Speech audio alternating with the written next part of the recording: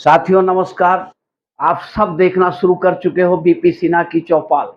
मित्रों, U turn लेना, झूठ बोलना, गालियां देना, बेइज्जत करना, किसी पर गलत झूठे आरोप लगा देना और भाग जाना, जिसको हिट एंड रन कहा जाता है और दागो और भागो भी कहा जाता है।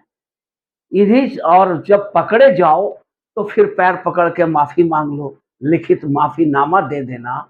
इन्हीं सब हथकंडों के बदौलत श्रीमान केजरीवाल जी ने भारतीय राजनीति में अपनी पैठ बनाई, अपने कदम जमाए और दिल्ली की सत्ता प्राप्त की और साथ ही अब तो पंजाब का भी सत्ता इन्होंने प्राप्त किया।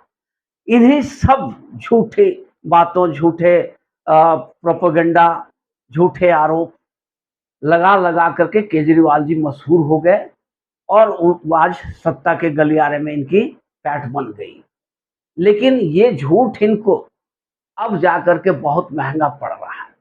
महंगा तो पहले भी पड़ा, जब इन्होंने अरुण जेटली, कपिल सिब्बल जैसे दिग्गजों पर, नितिन गडकरी जैसे दिग्गजों पर झूठे आरोप लगाए थे और जब मामला कोर्ट तक पहुंचा तो ये सब से जाकर पैर पकड़ करके माफी मांग लिए, लिखित माफीनामा दे दिए और अपनी गर्दन छुड़ा लिए। लेकिन इस बार ये बहुत बुरे फंस चुके हैं, ये और संजय सिंह दोनों।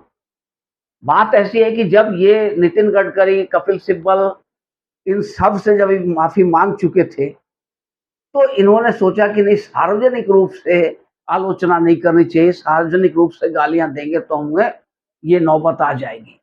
तब इन लोगों ने दिल्ली विधानसभा का स्पेशल सेशन बुलाया, स्पेशल सेशन बुला करके, और उससे ये गालियां देते रहे हमेशा। और इन्होंने मोदी जी को तो टारगेट ही कर रखा। अनपढ़ राजा, अनपढ़ प्रधानमंत्री, चौथी पास राजा, ना जाने कितनी गालियां दी इन लोगों ने मोदी जी को, और वो चुपचाप सुनते रहे। ये जब भी इन्होंने सूरज के ऊपर थूका है, थूक इनके चेहरे पे ही आकर गिरी। और ये मोदी को गालियां देते देते मोदी जी के डिग्री को फेक बताने लगे। जब मोदी जी का डिग्री पब्लिक डोमेन में था तो ये उसे कहते हैं कि नहीं, ये फेक डिग्री है। और वो डिग्री गुजरात यूनिवर्सिटी ने दिया था मोदी जी को। अब गुजरात यूनिवर्सिटी के डिग्री को इन्होंने फेक बता दिया। गुजरात यूनिवर्सिटी ने इन पर केस कर दिया, मानहानि का केस किया कि हमारी यूनिवर्सिटी की प्रतिष्ठा का हनन किया है इन लोगों ने, इसलिए इनके ऊपर ये केस दायर किया जाता है। अब ये तड़फड़ाने लगे, उसमें बुरे फंस चुके हैं। तो इन्होंने क्या किया, ये पहले तो ये कोर्ट में पेश ही नहीं हुए, गुजरात कोर्ट में। कभी मालूम नहीं था, कभी बाढ़ आ गई, कभी कुछ हो गया। और अब क्या है कि इन्होंने हाई कोर्ट से लेकर सुप्रीम कोर्ट तक का चक्कर लगाना शुरू कर दिया कि भाई ये केस ही फर्जी है, केस ही गलत है। ये नहीं कह रहे हैं कि हमने गलत कहा, बल्कि इनका कहना है कि ये केस ही गलत है। क्यों? कि सरकार जनता के ऊपर केस नहीं कर सकती। अब ये जनता बन गए हैं और गुजरात यूनिवर्सिटी सरकार बन गई है। अब मामला यहाँ तक पहुंच गया, इनकी थेथरोलॉजी का तो जवाब ही नहीं है। अब ये जब मामला सुप्रीम कोर्ट में लंबित है कि भाई इसको गुजरात यूनिवर्सिटी को सरकार माना जाए और अरविंद केजरीवाल को जनता माना जाए। अब देखते हैं इसमें क्या फैसला आएगा। नेचुरली इसका फैसला सीधी सी एक लाइन का फैसला है कि ना तो गुजरात यूनिवर्सिटी सरकार है और ना अरविंद केजरीवाल जनता है।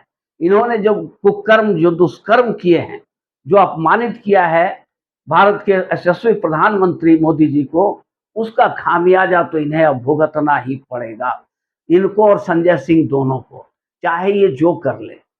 लेकिन इनके पास तो ब्रह्मास्त्र है, ये कैसे फंस जाएंगे? फंसने का तो इनका सवाल ही नहीं उठता है, क्योंकि इनके पास जो ब्रह्मास्त्र है वो फेल हो ही नहीं सकता है। एक बार चला देंगे तो सक्सेसफुल होना ही होना है। और ब्रह्मास्त्र क्या है इनका? पैर पकड़ लो जा करके, लिखित माफीनामा दे दो, हुजूर हमसे गलती हो गई। अरे कितनी गलतियां करोगे तुम? इसी को हिट एंड रन कहते हैं, दागो और भागो। लेकिन अब आप फंस चुके हो बुरी तरह। और मोदी जी बोलते नहीं हैं, लेकिन जब पीसते हैं ना तो बहुत महीन पीस देते हैं। अब आपकी राजनीतिक करियर, राजसत्ता सब कुछ दांव पर लग गई है।